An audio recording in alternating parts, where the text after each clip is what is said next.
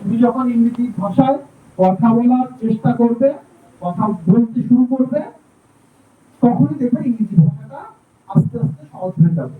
তুমি বাংলা ভাষাটা শিখছো কিন্তু একদিনে না, দীর্ঘদিন ধরে তুমি শিখতেছো। ছোটবেলা থেকে তোমার বাবা থেকে শিখতেছো, তোমার মা থেকে শিখতেছো, তোমার ভাই থেকে শিখতেছো, তোমার বন্ধু থেকে শিখতেছো। ইংরেজি ভাষা কিন্তু আমরা কথা বলি না, এ কারণে তোমরা সেটা শিখছো না। তার মানে এইটা ইংরেজি ভাষাটা কঠিন। তোমরা যে হাত কর্ম উঠালাম, আমি বুঝতে পারছি যে আমরা যারা বাংলাদেশের ছাত্র, বাংলা মিডিয়ামের ছাত্র, আমাদের সবারই ইংরেজিতে একটা ভয় আছে, দুর্বলতা না, আমি বলবো ভয়। বিশ্বাস করে, এটা ভয় পাওয়ার কিছু নাই। তুমি ইংরেজিতে ভুল কথাটা বলে শুরু করো, ভুল দিয়ে সঠিকটা শুরু হয়। যে হাসবে মনে করবে সে কখনো ইংরেজি শিখতে পারবে না।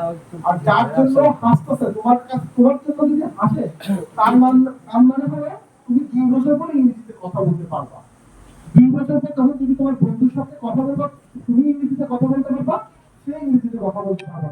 পার্থক্যটা এভাবেই তৈরি হয়ে যায়। এটাতে ভয় পাওয়ার কিছু নাই। একদম এটা একটা স্বাভাবিক একটা জিনিস, এটা একটা ভাষা, এটা শিখতে হয়, এটা প্র্যাকটিস করতে হয়। এটা একদিনে হয় না, এটা 2 দিনে হয় না, এটা বছরের পর বছর লাগে, 2 বছর, 3 বছর, 4 বছর, 5 বছর। আর গণিত তো সব থেকে মজার জিনিস, ঠিক আছে? গণিত পড়লে আমার কাছে মনে হয় একঘেয়েমি আসে না, বিরক্ত লাগে না। খেলাধুলা করলে যেমন 2 বলে 4 রান দরকার, এই যে একটা উত্তেজনা, একটা এক্সাইটমেন্ট যেমন কাজ করে, গণিত করলেও কিন্তু এই ধরনের একটা উত্তেজনা কাজ করে, ভালো লাগে। বেশি করে গণিত করবা আর ইংরেজি ভাষা শিখবা, দেখো বাকি সব কিছু পড়াশোনা খুবই সহজ। আরেকটা কথা, সব থেকে গুরুত্বপূর্ণ কথা, খেলাধুলা কোনোদিন বাদ দিবা না, প্রতিদিন খেলবা। কোনোদিন খেলাধুলা বাদ দিবা না। তোমার বাবা মা যদি তোমাকে বলে খেলা যাবে না, এখন পড়তে বসো, তবে খেলার সময় খেলবা, পড়ার সময় আবার খেলবা না। আমার কথাটার মধ্যে কিন্তু ফাঁক আছে। পড়ার সময় কখনো খেলতে যাবে না, আর খেলার সময় কখনো পড়তে যাবে না। তোমার জীবনে কখন বা তোমার সময়ে কখন পড়তে, যেমন স্কুল সময় আসতো 8টা থেকে 10টা বা 8টা থেকে 12টা, ওই সময় স্কুলে থাকবা, টিচার যেটা পড়ায় সেটা মনোযোগ দিয়ে শুনবা, সেখানে পড়া শেষ করবা। বাসায় যাবা বা খেলার মাঠে যাবা, 2 ঘন্টা খেলার সময় সে 2 ঘন্টায় শুধু খেলবা। তার মানে এই না যে 2 ঘন্টা খেলতে গিয়ে সারাদিন ধরে খেলতেছো, 5 ঘন্টা করে খেলতেছো, পড়ার সময় পড়বা না, তাহলে কিন্তু এটা হবে না। খেলার সময় খেলতে হবে, মন দিয়ে খেলতে হবে, একদম সর্বোচ্চ দিয়ে খেলতে হবে। আমি হারবই না, আমি জিতবই, জিতার জন্যই আসছি, এভাবে খেলতে হবে। আর পড়ার সঙ্গে ঠিক সেভাবে করতে হবে, আমি ফার্স্ট হবো, ফার্স্ট হওয়া ছাড়া আমার কোনো দ্বিতীয় কোনো রাস্তা নেই। দুইটা জিনিসে কখনো ছাড় দিতে পারবে, পড়ার সময় কখনো ছাড় দিবে না, খেলার সময় কোনো ছাড় দিবে না।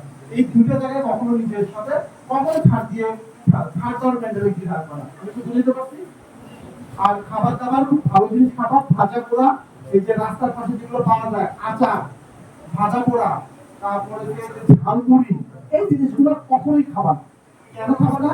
কারণ যে এই আচার বানায়, যে ঝালমুড়ি বানায়, তার হাতটা পরিষ্কার না, তার মুখটা কাটা না। এই দেখো আমার মুখ একদম ইয়া থেকে সোজাতে কাটা, ঠিক আছে? এই যে এখানে আমাদের যেটা চোখে দেখা যায় না, অদৃশ্য কিছু ব্যাকটেরিয়া থাকে, ভাইরাস থাকে, যেটা তুমি চোখে দেখছো না। তুমি যখন সাবান দিয়ে হাত ধুচ্ছো না, এই বা আচার খাচ্ছ, বাসি পচা, রাস্তায় দাঁড়ানো ধুলাবালির মধ্যে পড়া, সেই আচার খাচ্ছ, ঝালমুড়ি খাচ্ছ, সেটা তোমার পেটে যাচ্ছে, তোমার পাতলা পায়খানা হচ্ছে, ডায়রিয়া হচ্ছে, তুমি অসুস্থ হচ্ছ, তুমি 5 দিন খেলতে যেতে পারতেছো না, স্কুল আসতে পারতেছো না, তুমি জ্বরে আক্রান্ত হচ্ছ। এগুলোর একমাত্র কারণ হলো এই যে রাস্তার পাশে তোমার যে ঝালমুড়ি দোকান পাওয়া যায়, যে আচার পাওয়া যায়, সেগুলোর জন্য।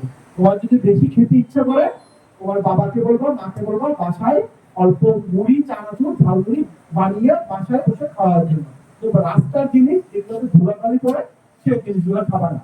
এই জন্য আমরা আজকে খাবার দিচ্ছি, আমরা সরকার তোমাদেরকে দিচ্ছি।